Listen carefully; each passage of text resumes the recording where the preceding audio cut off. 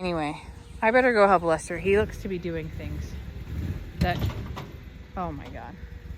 Yep, I need to go help him. I gotta go. Treatment as preventative. There she goes. I knew she couldn't hold out much longer. She saw that food and she's like, yeah, we get to be first. Look at how patient they are with him.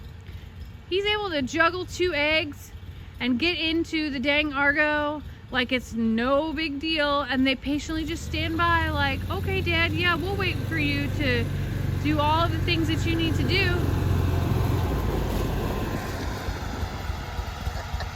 What are you doing?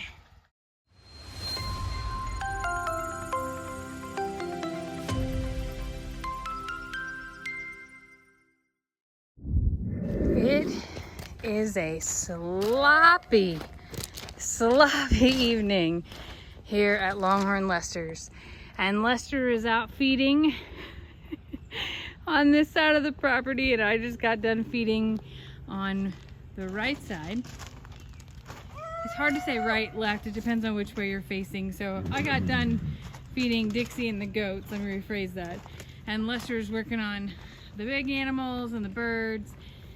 And I know that they're happy to have a moment without rain because it's been raining for days. Look at how excited that he is.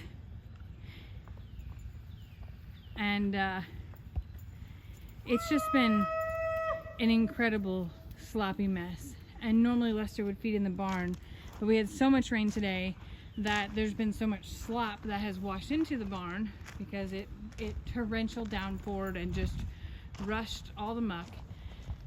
So he's gonna feed out here, and then we are going to clean up the barn. It sounds like a dream, doesn't it? It is.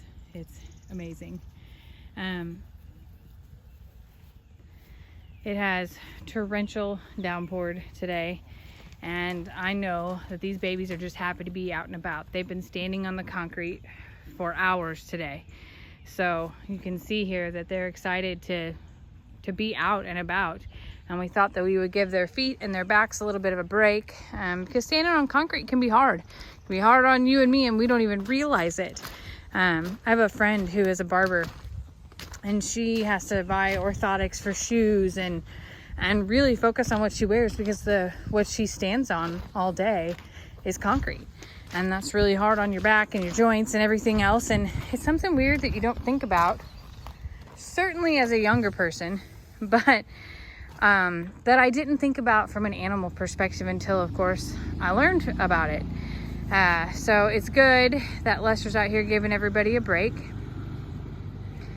And it's amazing to me to watch him do this with such ease, and how the animals just are like totally cool with the change of pace and know that he's gonna get to them. Nobody's running after him at 100 miles an hour, and they're all patiently waiting like they should. And it doesn't even matter that he's changed up the how.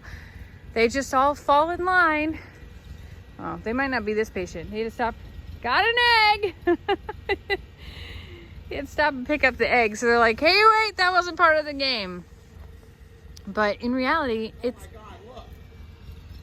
What? No way. Oh my gosh.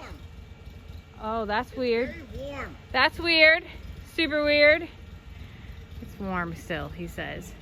So, okay, they aren't being as patient as I had them called out to be, because I was like, man, they're all just like standing here like waiting for him to drive up. That doesn't happen to me. They like to like knock on the door no matter what time of day it is. They're like waiting at the back door or at the gate, and it doesn't matter. Like, it feels like it doesn't take me as short of a time to get off the Argo, but it feels like an hour passes by as I'm trying to get on and off that thing and open the gate. And even though it's like 37 seconds, they're rushing me. And by rushing me, I mean like charging the dang Argo.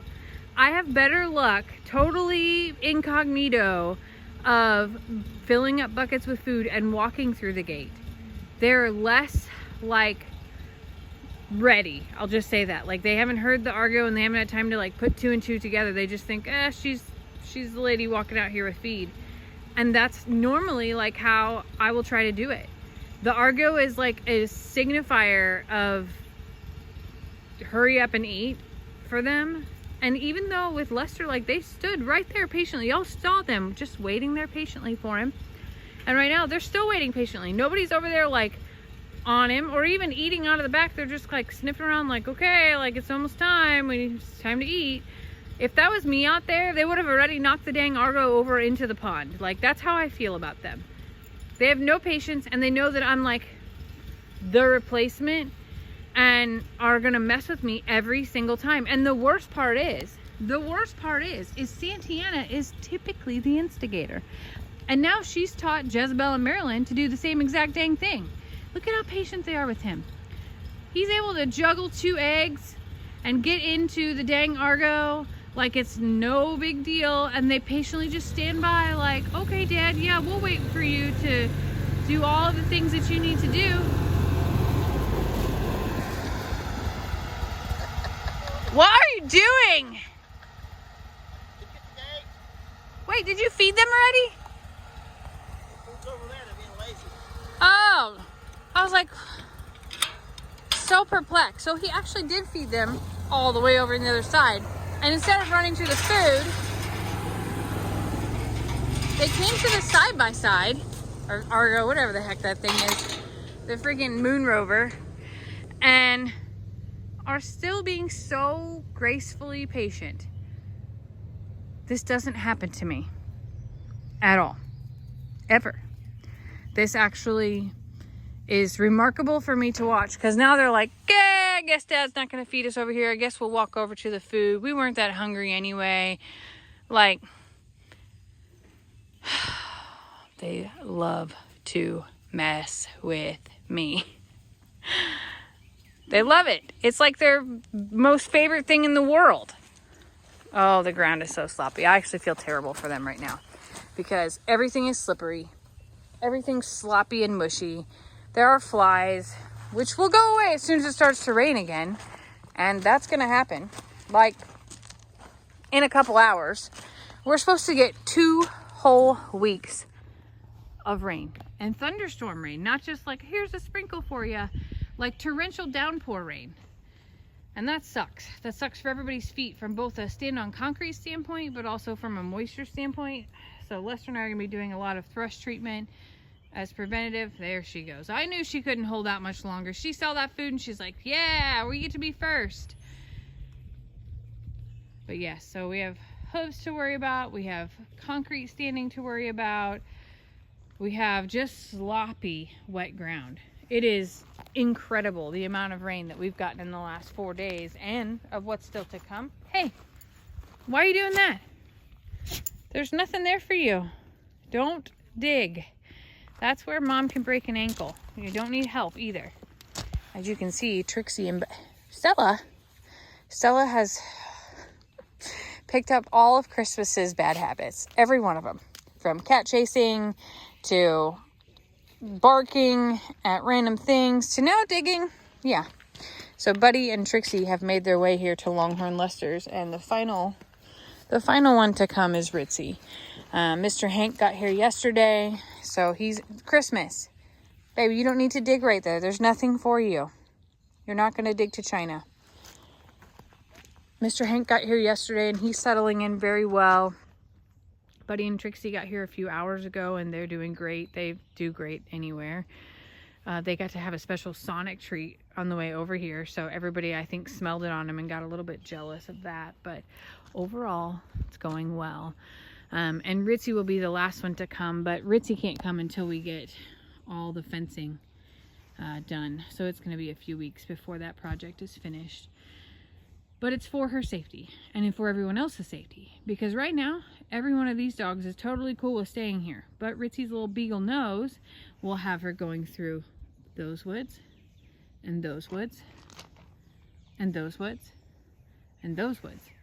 And with that, they follow her because it's fun to go on an adventure. And she's brave and she goes first, and then she gets on the trail of something, and the other dogs have no idea what the heck they're doing except for just going along on a journey. And before you know it, everybody's left our property and we're the bad neighbors. And I don't want to be the bad neighbors, and I don't want our dogs to be put into harm's way. So the right thing to do is to keep Ritzy at I'm a Survivor with Ellie and Megan, and she's staying in the house with them, so don't feel sad for her. She's enjoying her only dog time. And I'm still going there every day to see her, so don't feel like she's missing out from that perspective. But I really do want to have her here, and I want her to be here in a safe way. So we got a little bit more, well, we have a lot more work to do to get that accomplished, and getting through this rain and this time is critically important. And just for the record, I am not complaining about rain.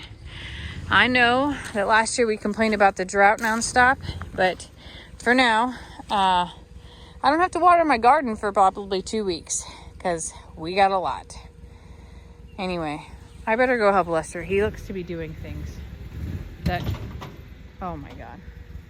Yep, I need to go help him. I gotta go.